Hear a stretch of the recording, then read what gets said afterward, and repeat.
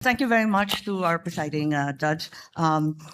Kumusta Attorney Mel, Congresswoman Ann, at sa lahat na narito. Itatanong ko lang, kasi sinusundan ko rin yung kwento ninyo, na kahapon sabi ninyo na 100% certain na si VP Sara contracted someone over the alleged plan to kill the president as well as two others. Tapos, ito naman, corroborative naman ito, nung sinabi ninyo, nung 29 April yata sa House of Representatives, na sinabi rin ninyo, meron na kaming leads at mukhang talaga yun ang findings. Kaya may grave threat at inciting. Tama ba na sinabi po ninyo to? Tama po, meron pong report po. At alam din natin na nag-file na yung NBI February 2025 na ng inciting to sedition case against VP noong February last year. Ngayon, nagtatanong lang ako, 14 months later, as late as 29 April, the NBI still has not identified yung supposed assassin.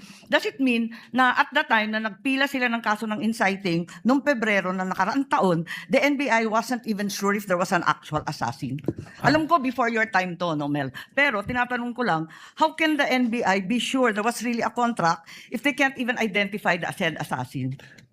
Respectfully po, Your Honor, magkaiba po kasi ang elemento nung yung pong kaso ng grave threat saka inciting based on the investigation report at based po sa findings ng NBI noon, nakumpleto na po yung elemento ng grave threats saka ng inciting to sedition. Hindi naman po kailangang mahanap kung sino po yung kinausap na assassin. That is not an element for the filing of a complaint. So ang sinasabi po ninyo, tama yung pagka-file, pero hindi kompleto yung mga findings dun sa affidavit of investigation dahil yan din ang sinabi ni NBI agent Attorney Longtok na nandito siya at pinahiwatig niya na siya ay lead investigator pero wala siyang personal knowledge of whether there was an actual assassin. So why is it that 14 months after filing of the cases, the assassin is yet to be named? At ngayon, humihingi pa kayo ng 3 hanggang 6 na buwan para tuklasin kung sino nga yun. Ganito nga po, yung pong grave threat at inciting to sedition, nandun na po sa DOJ yan. That is the subject of a resolution na dapat gawin ng DOJ. Magkaiba po yan, hiwalay po natin. Ito pong ating investigation dito is an investigation because of the continuing active and serious threat to the President amounting to the effect na yung national security is only being compromised. Pero hindi so doon po natin yan, tinitingnan. Hindi po yan ang sinabi ninyo . Kasi ang sinabi ninyo doon sa House of Representatives, sa Justice Committee, maliwanag, sabi ninyo na meron kaming leads at mukhang ito na talaga ang findings. Kaya nga po nag-file ng kaso ng grave threat at inciting to sedition. Sabi ninyo, yan ang dahilan. That was your statement. Because if you stand by these words na may finding na talaga, at yun ang dahilan kaya nagpila noong February, as early as February, the date that the NBI filed, the NBI already had findings that VP Sara spoke with an assassin. How come kayo ngayon, sinasabi ninyo na wala naman nung panahon na yon? Ganon din ang sinabi ni Attorney Lotok. So, hindi ko maintindihan ngayon, talaga bang may assassin na na-identify nung Pebrero o wala? Wala pong na-identify nung February. Bakit niyo sinabi doon sa House of Representatives na yung dahilan na nagpila ng kaso kasi meron na kayong assassin? That is totally magkaiba po na issue. Again, babalik po ako. Pareho yung issue kasi yun din lang inaalam ng Justice Committee noon . At ang liwaliwanag na sabi niyo, yung dahilan na nakapagpila na sila ay dahil natuklasan na yung assassin. Wala po akong sinabi doon na natuklasan. I also mentioned at that time that there are persons of interest. Again, we have to go back po na yung inciting to the sedition and grave threat. Transcript kasi. Okay po, tama naman po yung binabasa Kaya nga nag-file ng kaso kasi meron na kaming leads. Well, ang liwanag ng pagkasabi ninyo . We are referring, may lead na nga po, ibig sabihin, yung pong grave threat, completed na . Meron ng threat. In fact, tumatawid na po tayo sa merong kinausap. And we are already talking about na doon sa admission ni mismo ni Vice President Sara na meron siyang kinausap na papatay at pumayag yung papatay. Parang napakaliwanag ng sinabi niyo noon at mas malabo di hamak ngayon. Ngayon, bakit kinailangan pa mag-issue ng AO11 kung talaga namang continuing investigation? Dahil ba ito sa April 12 yung sinasabi niyong Rage Coalition? Kasama po yan. Paulit-ulit ko pong sinasabi na there is a 5 points na tinignan po natin na ginagamit po ng isang social yes, service. We're aware of that. The sexual, economic, etc. Alam naman natin yon kasi yan din ang gamit ng US, di ba? Tama po. Kaya po, merong ongoing investigation. Sinabi ko na yung threat is serious, continuing, and active. na ito po ay tumatawid na rin to the level of national security. Kung talagang may pattern of violence, doon sa Rage Coalition launching, andun ba si VP Sara? Wala po. Ganun pala eh. As a matter of fact, she wasn't even there. Siya ba nagsalita? Siya ba nagsabi nun? Si Mayor Basti po. Are you implying na may conspiracy kay VP Sara at Mayor Baste to have the president killed? Yan po yung aming tinitingnan. Kanina po, tanong ni Senator Ping Lacson, tinitingnan po natin kung mayroong sabuatan po na nangyayari. May katibayan ba tayo dito sa conspiracy? Dahil matindi ang pinag-aralan nyo bilang abogado. Sapat ba ito para ipakita na may conspiracy dun sa dalawa? Yun po din yung sagot ko kanina kay Senator Ping Lacson, kaya po hindi pa nakasuhan sapagkat tulad po ng mga kaso na pumapasok at alam po ng mga abogado na conspiracy is sometimes harder to prove than the crime itself. That's why we have to make a case build-up para masiguro po natin ng isasampang kaso Sa ay madaling lulusot. sabi, wala pa pong katibayan ng conspiracy. Yun po yung tinitingnan nga nating anggulo. Kaya Yun nga, tinitingnan pero ng sa ebidensya. ngayon, habang tayo ang naglilitis dito, wala pa. Kung meron na po, na-file na po namin yan. Kailangan po lumusot ito under Memorandum Circular number 20 of the Department of Justice. Ngayon, reasonable certainty of conviction. Alam natin yan. Ang sabi ninyo, yung Special Task Force, ano ang gagawin ng Special Task Force kung natumbok na rin yung assassin nung Pebrero pa?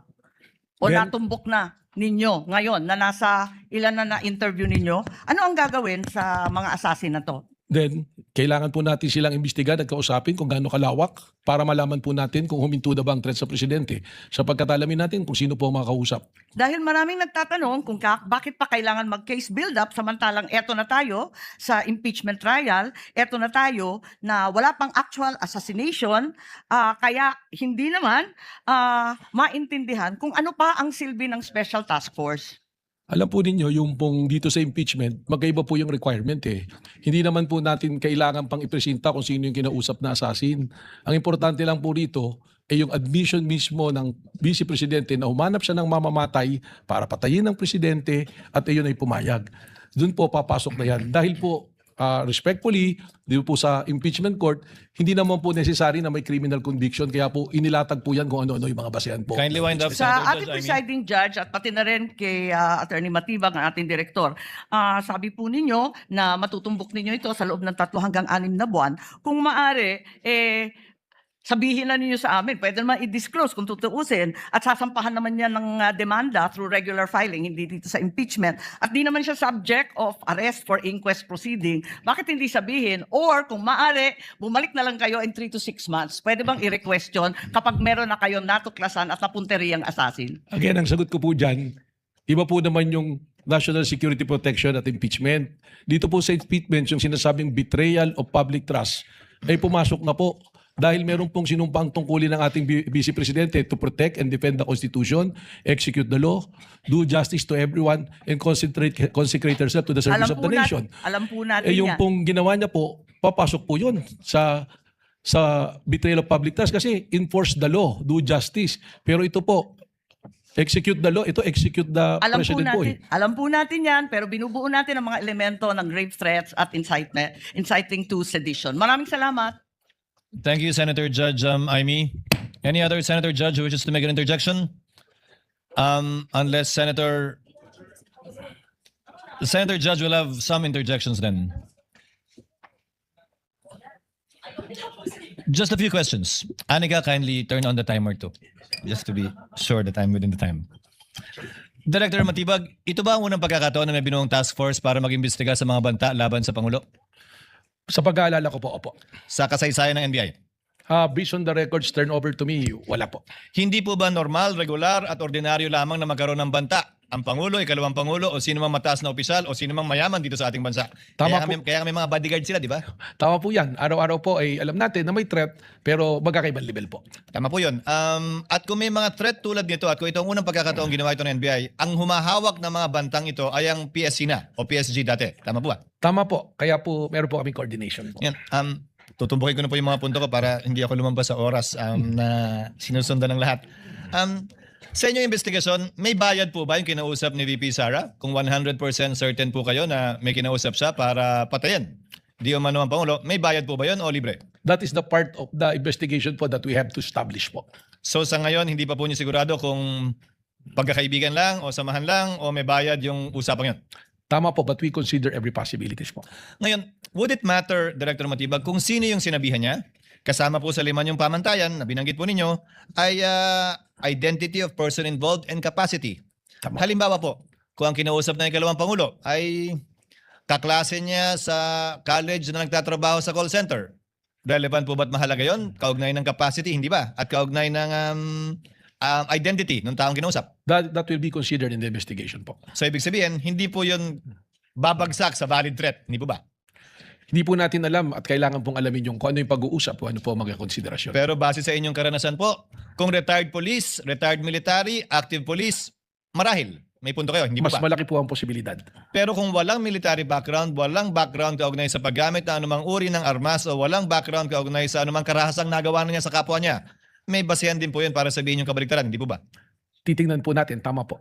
At bilang panghuling katanungan, ito pong inyong task force ay binuo para imbestigahan ang mga banta laban sa Pangulo. Wala na po itong kinalaman sa ikalawang Pangulo mismo kaugnay ng mga kasong isinampa na laban sa kanya na grave threats at inciting to sedition. Tama po, Your Honor.